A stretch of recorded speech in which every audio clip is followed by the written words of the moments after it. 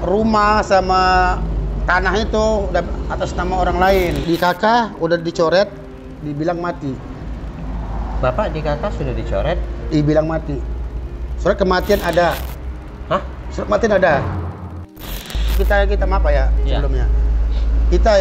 Kita ini buka aib keluarga.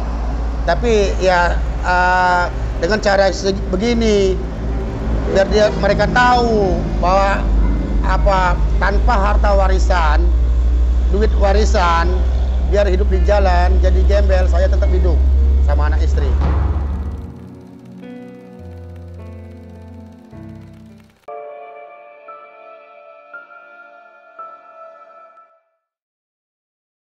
Assalamualaikum warahmatullahi wabarakatuh. Selamat datang di Detik Asa dalam aksi nyata berbagi rasa, menebar asa. Ya teman-teman, kali ini kita berada di Kota Cilegon. Tujuan kita ke sini adalah mencari Bapak John. Nah, Bapak John ini adalah seorang pemulung yang pernah kita temukan tempo hari. Hari ini kita mencari Bapak John, tujuannya adalah untuk mengajak Bapak John bincang-bincang sembari memberikan motivasi-motivasi yang baik untuk Bapak John agar Bapak John bisa menjalani kehidupan yang lebih baik dari sekarang. Sekaligus nanti kita akan menyerahkan donasi dari salah seorang penonton Detik Asa. Nah, mudah-mudahan donasi ini bermanfaat untuk menyambung kehidupan Bapak John. Sekarang kita sudah berada di lokasi penemuan awal, tetapi kita tidak menemukan Bapak John. Nah, sekarang kita coba keliling, kita cari Bapak John. Mudah-mudahan kita bisa menemukannya.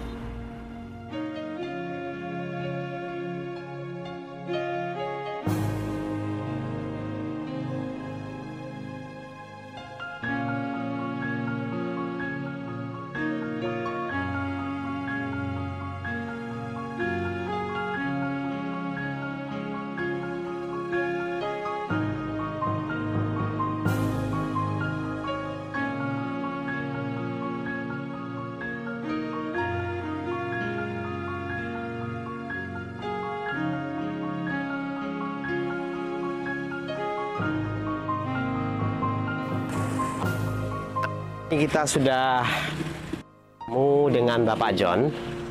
Pak John. Nah, kita sudah bertemu dengan Bapak John. Pak John, apa kabar? Sendiri? Oh, sama istri. Oh ya. Pak John, kita bisa ngobrol-ngobrol sebentar? Boleh. Berarti ini di pinggir ke sana atau di sini aja? Sini aja ya. Oke. Ya. Sekarang kita langsung aja kita ngobrol di sana. Pinggirin aja kali, Pak. Pak John, tadi kemana aja? Di Merak. Oh, dari Merak? Merak. Wah, jauh sekali ya perjalanannya. Dari Merak sama anak-anak juga? Terus semalam tidurnya di lokasi mana itu? Di depan SPBU, di tempat jual tiket. Depan SPBU? Oh, di situ. Nah, di situ apa? Ruko kosong atau apa? Ini orang sih. Oh, buka. Nah, kalau biasanya tuh, kalau tidur itu, Bapak menepi ke ruko itu tuh jam berapa, Pak? Jam setengah 12. Setengah 12 malam? Jadi sebelum menjelang setengah 12 malam itu, Bapak masih terpaksa di jalan-jalan aja ya? Masih warawiri aja ya? Masih keliling-keliling gitu. Nah, jam 12 baru Bapak ke depan ruko itu. Oh gitu. Nah, ini anak-anaknya Pak John ini. Halo. Wah, banyak dapatnya. Dapat.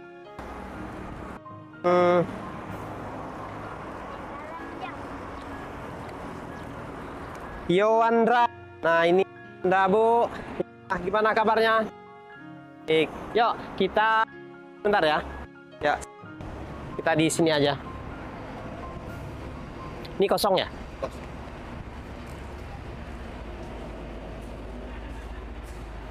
Ya teman-teman, sekarang kita sudah bertemu dengan Bapak John beserta anak istrinya. Kita menepi di sebuah warung kosong. Pak John, apa kabar? Baik. Baik. Tadi dari jam berapa tadi ininya? Jam keliling? 5. Jam 5 pagi itu Bapak udah Udah keliling ya? Udah keliling. Sama anak-anak semua? Iya, sama anak. Iya. Ibu, apa kabar? Baik. Baik, alhamdulillah ya. Jadi pagi-pagi itu Ibu udah harus bangun ya? Iya. Jam berapa tadi ininya? Jam 5. Jam 5 itu udah keliling? Oh, tapi memang keliling jam 5 itu karena memang tujuannya mencari bahan atau karena takut tokonya ini buka? Ada ini kalau jam 5 itu jam 5 lewat itu toko apa namanya orang jualan. Oh. Orang jualan, jadi harus kita bangun. Oh, jadi harus bangun dulu ya, karena takutnya kita masih tidur, orangnya pemilik toko udah datang, udah bangun ya. Jadi harus antisipasi juga ya. Tapi selama ini Pak, ada nggak pengalaman bapaknya masih tidur, terus tokonya mau buka, terus bapak dibangunin gitu? Ada. Oh, pernah gitu? Jam 1:30 ya. Iya. 1:30 malam. Itu kita diusir, posisi hari hujan.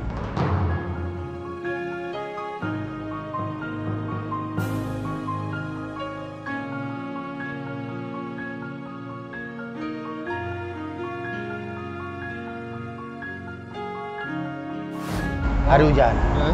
Diusir. Terus? Diusir, ya kabur. Ya pergi. Iya, cari tempat lain. Oh, cari tempat lainnya. Orang yang punya tokonya datang gitu ya? Iya. Jam 1:30 malam. Iya. Terus ya kalau saat-saat seperti itu Pak, apa itu yang ada di perasaan Bapak? Ya, perasaan mah kasihan sama anak-anak.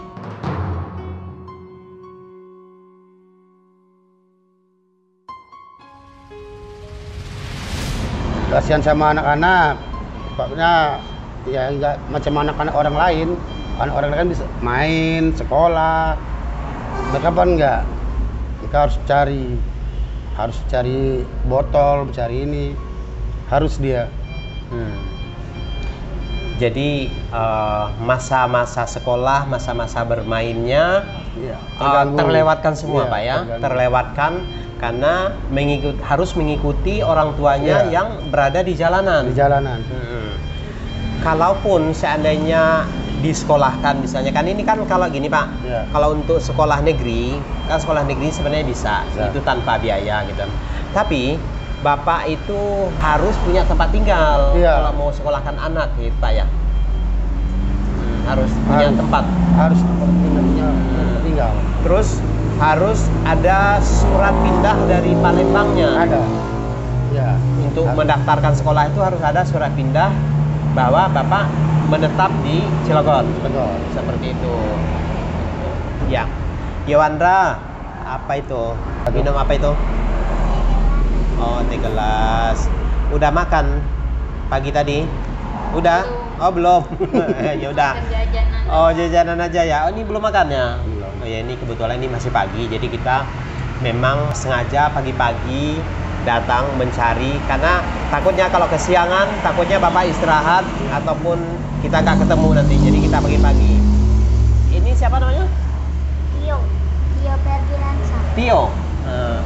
Tio, semalam tidur nggak? Tidur. Hujan. Tapi hujan ya? Terus? Bangun. Pas hujan bangun.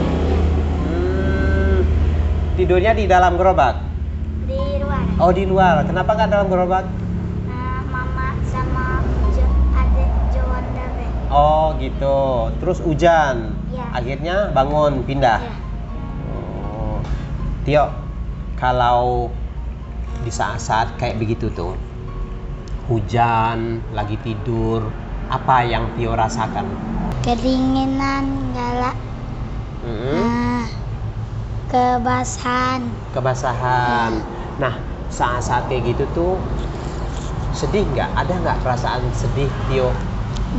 Enggak sedih ya. Biasa aja ya. Karena memang sudah biasa menjalani kehidupan seperti ini.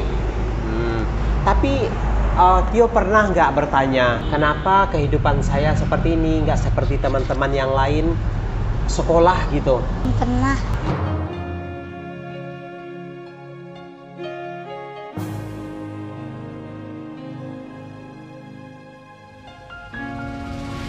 Pengen sekolah, pengen jadi anak orang. Oh, pingin sekolah, Jadi polisi. pingin sekolah dan ingin menjadi polisi karena ingin menjadi polisi. Oh iya. Jadi dengan jawaban yang sama, tempo hari kita bertanya ke Tio. Tio ini pingin sekolah. Tio pingin sekolah. Dia menyampaikan dia ingin menjadi polisi. Ingin menjadi polisi. Jadi sebenarnya harapan anak-anak ini, harapan Tio, harapan Yowandra ini sebenarnya sangat besar.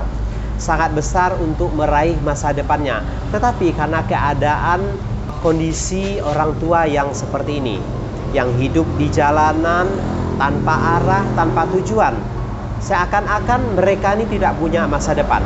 Kita berharap ini mudah-mudahan ke depannya Tio ini memiliki masa depan. Harapan-harapan dia bisa terwujud dengan baik. Bapak, ini kan Tio kan sudah 9 tahun ya? Iya, 9 tahun. Harusnya sudah kelas 3 dan naik kelas 4, Pak ya? Bapak pernah nggak pengen berusaha agar Tio ini bisa sekolah? Iya, malah tiap malam berdoa supaya dapat kerjaan layak, bisa menyekolahkan anak, bisa ngontrak rumah, biar nggak punya rumah bisa ngontrak rumah. Tapi keadaan gimana sini? Keadaan di jalan. Pingin ngontrak rumah, Pak ya? Pingin ngontrak rumah. Tapi kalau seandainya nih, taruhlah seandainya misalnya Bapak ngontrak gitu kan. Kalau untuk pengurusan sekolah anak, Bapak ada nggak kartu keluarga, akte kelahiran, ada semua dibawa?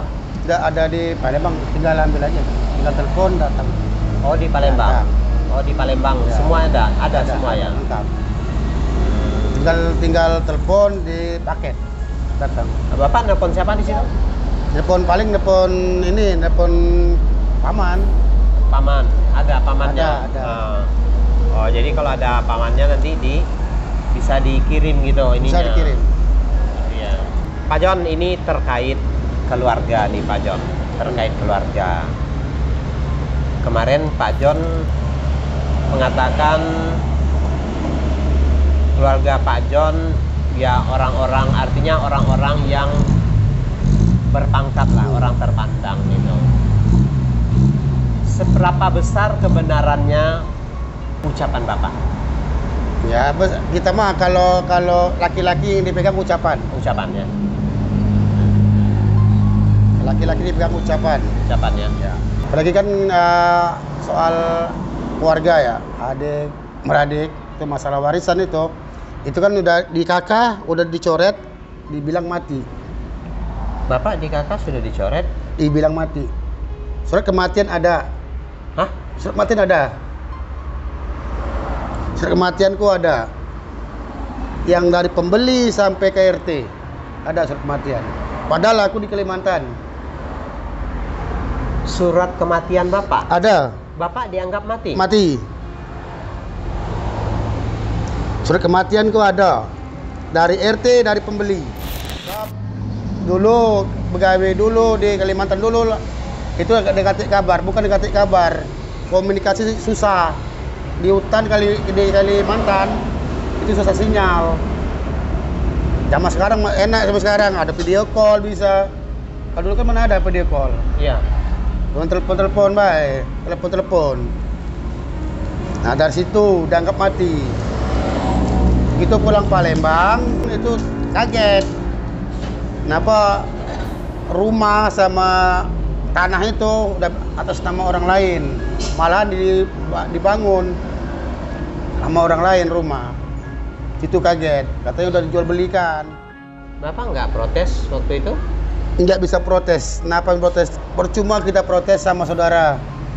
Waktu Bapak tahu itu sudah dijual, terus Bapak dibilang sudah mati, siapa saudara yang Bapak temuin saat itu? Kakak pertama. Apa Bapak bilang ke dia? Bilang ini kok kejam.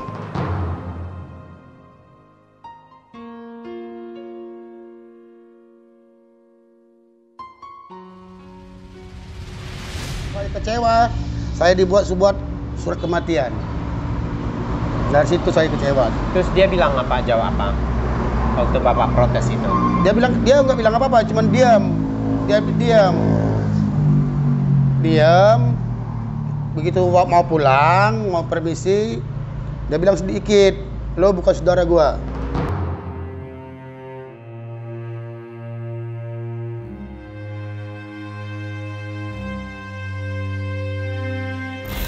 Laki-laki bisa cari sendiri tanpa warisan orang tua. Dari dulu, dari kecil malahan kita umumnya. Kalau untuk saudara-saudara yang lain, pernah Bapak tanyain kenapa kok dijual, kenapa saya dianggap sudah mati gitu? Ikut kata orang, ini kakak pertama, anak pertama. Ya. Terus mereka nggak berniat, maksudnya gini, karena kan Bapak kan masih hidup nih. Ya. Mereka nggak berniat, dibagilah hasil penjualan buat Bapak meskipun sedikit gitu? Enggak ada niat mau protes, mau ambil bagian, enggak ya. Enggak. Malah dibuat yang bikin sakit hati sampai sekarang dibuat surat kematian, itu aja. Bapak ada tahu dari mana itu ada surat kematian? Jelas yang pembeli. Bapak melihat suratnya? Melihat sendiri. Cap RT, tanda tangan RT.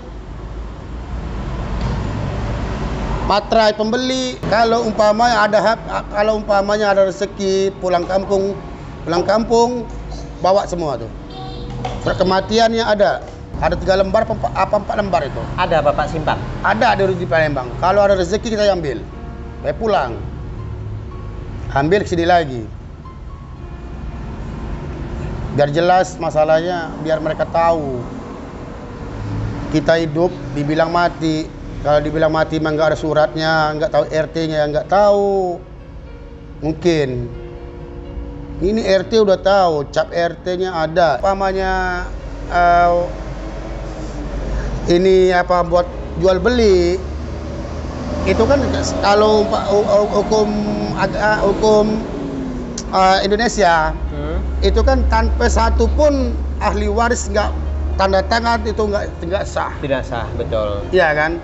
Nah ini dia sah sebab apa? Dibuat surat kematian. Itu aja. Waktu itu kita protes, aku protes sama kakak, dia bilang susah dihubungin.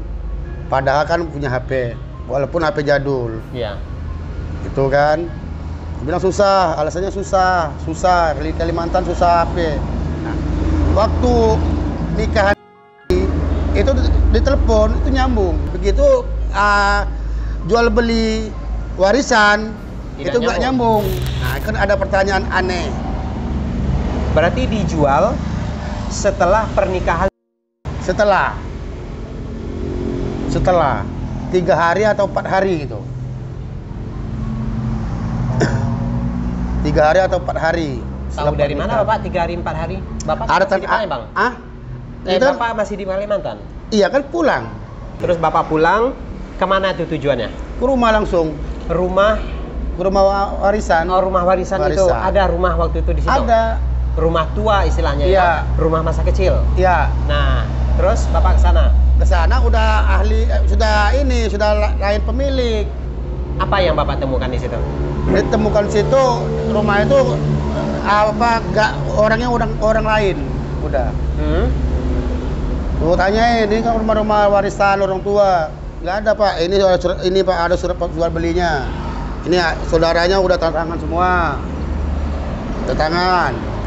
Nah itu, malah dia bilang, oh, lu siapa? Dua John Harry. Nah, lu udah mati. Ini suratnya ada. Fotokopian yang aslinya di RT. Itu ada tuh. Ada tanggalnya. Ada harinya itu. 2018 bulan 9 tanggal berapa? Tanggal 14. Tanggal 14 bulan 9 2018.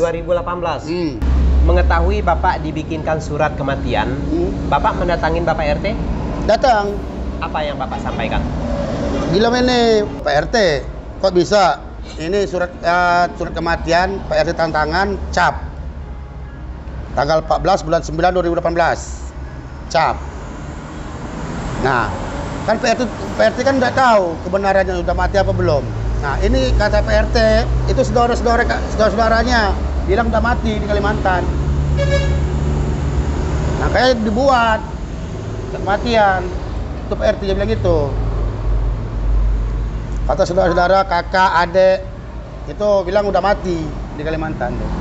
Makanya dibuat surat kematian. Surat kematian. Ya, supaya apa? Supaya harta warisan cepat ada pembeli, ya bisa dijual. Terus surat kematian harusnya kan dari rumah sakit, Pak. Kalau di kampung kan nggak ada. Kalau di kampung kan kalau umpama kita kecelakaan atau apa baru rumah sakit. Kecelakaan umpama kita di jalan tuh, kita bawa rumah sakit. Surat kematian harus dari rumah sakit buat warga. Tapi kalau kita di kampung itu cukup mengetahui bahwa ini udah meninggal.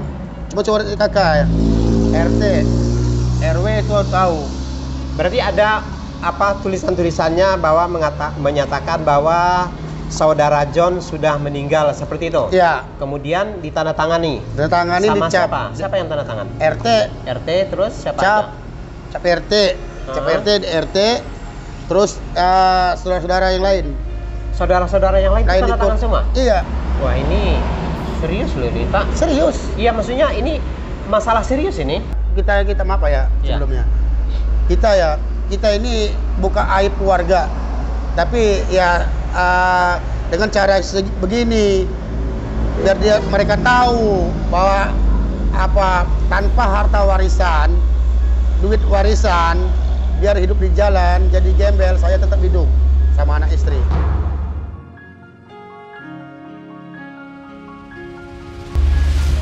Itu aja. Masih hidup sampai sekarang. Saudara perempuan tuh biasanya tuh lebih apa ya? Lebih tidak memihak lah, artinya perasaannya halus gitu, ada perasaannya gitu lah. Bapak punya adik perempuan? Ada. Pernah nggak ngomong ke dia? Pernah. Apa yang Bapak bilang? Dia mau ikut kakak. Oh, ikut kakak. Apapun kata kakak yang pertama, anak pertama dia ikut. Kenapa? Dari kecil orang tua bilang kalau orang tua yang sudah nggak ada, anak pertama itu jadi orang tua. Makanya dia ikut yang pertama. Itu ya. Itu salahnya. Ya. Tapi kalau umpamanya kalau mau lihat kebenarannya, ini kan bukan kebenaran, bukan kebohongan. Ini aib keluarga diomongin. Betul. Iya kan? Nah. Tapi apa kayak gini, siapa tahu udah lihat, mereka lihat kan, kayak masih hidup tanpa warisan orang tua sepeser pun, biarpun hidup di jalan. Waktu masih kecil-kecil, masih di kampung, orang tua masih hidup. Seperti apa hubungan kedekatan Bapak dengan adik kakak? Kalau dulu mah sebelumnya ada sebelum orang tua meninggal. Sebelum orang tua meninggal itu aku paling badung, paling nakal. Bapaknya? Nggak mau sekolah. Nah, dari situ mereka tuh menjauh, kayak diasingin gitu. Diasingin. Aku ngerti gitu. Ya, Bapak menyadari. Menyadari. Ya. Jadi nggak ada yang ditutupin. Dia mengakui dia nakal gitu. Iya. Nakal, mengakui. Terus mereka pernah nggak, maksud saya gini, manggil Bapak udah dibantu berkali-kali tapi masih tetap membandel apa? Bagaimana? Nggak ada bantuan, nggak ada. Baik mati nih duit, tenaga, nggak ada. Malah saya di Kalimantan yang bantu. Di Kalimantan itu, waktu setiap gajian tuh pasti dikirim. Siapa yang Bapak kirim? Mereka. Iya, saya kirim staf. Tapi begitu saya susah, nggak ada kerjaan, tidur di jalan, nggak ada sama sekali. Dan jawabannya bukan saudara. Makanya kita merantau sini jauh. Artinya Bapak merantau ini membawa luka lah ya? Iya. Perasaan yang terluka lah. Ya. Kemudian langkah apa yang Bapak ambil waktu itu? Apa yang Bapak lakukan? Nah, yang pertanyakan tuh kenapa dibuat surat kematian? Itu aja. Surat kematian itu. Kalau sudah buat surat kematian sudah putus saudara. Walaupun saudara kandung, kalau udah buat surat kematian itu sudah nganggap putus persaudaraan. Waktu di Kalimantan itu teman-teman tuh orang tua pada ngajar ngaji, ngajar ini sholat. Oh. Nah itu makanya kita tahu dari situ. Jadi artinya Bapak dulu bandel, tapi setelah Bapak merantau, Bapak di Kalimantan, di situ tuh Bapak artinya nih hijrah lah, Bapak berubah gitu ya? Iya, insya Allah. Bapak belajar ngaji segala macam ya? Waktu di Kalimantan kan istilahnya teman-teman itu orang udah berumur. Oh, orang berumur. Kita sendiri yang muda. Jadi dia dinasihatin, cerita malam tentang warisan, tentang ini apa hukum-hukum agama, itu dia sudah ada ini dipelajarin. Walaupun cuma secuil, tapi kita tahu. Tapi menurut saya Bapak sudah punya niat untuk berubah. Insya Allah. Sudah punya niat untuk berubah. Karena meskipun perubahan itu tidak akan bisa drastis gitu ya. Iya. Tidak bisa drastis, tapi Bapak sudah berusaha untuk berubah gitu kan? Iya. Nah, saat itu Bapak di Kalimantan, Bapak sudah menikah belum? Belum. Oh, belum ya, masih lajang berarti ya. Nah, setelah Bapak pulang, Bapak tinggal di kampung? Di kampung Bapak hitungan hari lah, sampai seminggu ya. Kemana akhirnya Bapak? Akhirnya pulang ya di Palembang di Palembang juga, tapi nggak di kampung. Nggak di kampung, di daerah lain. Di sana ngontrak Bapak? Di situ mah nggak ngontrak, tidur di masjid, musola. Oh, tidur di musola. Ya. Terus? Nah dari situ kita tiap subuh itu kan suka ngobrol sama orang-orang habis sholat, gitu kan. Itu disehatin. Kalau emang ikhlas soal warisan, usah diungkit, usah ini, lu kabur. Nah itu waktu itu gua kabur langsung. Bapak pergi? Pergi. Kemana Bapak? Pergi ke Jambi. Ke Jambi? Jambi. Ke Jambi di PT Tungkal, di Nusantara 7, PPTN 7. Itu sawit. Nah dari situ dapat jodoh. Oh, jadi disitulah ketemu Ibu ya. Di Jambi. Luar biasa perjalanan hidup Bapak John ini.